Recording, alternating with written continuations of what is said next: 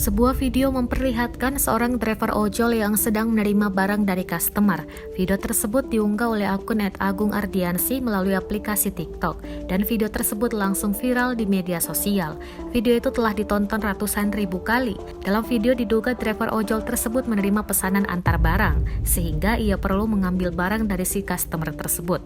Namun saat sedang mengambil barang, driver ojol itu mendapat perlakuan tidak menyenangkan. Tampak rumah dari customer tersebut terdapat pagar tinggi, bukannya pagar yang dibuka. Justru driver ojol tersebut disuruh terima barang di atas pagar. Hal seperti itu mungkin maksudnya menghindari kontak langsung dalam rangka mencegah virus COVID-19. Namun hal tersebut dinilai oleh para netizen tidak manusiawi.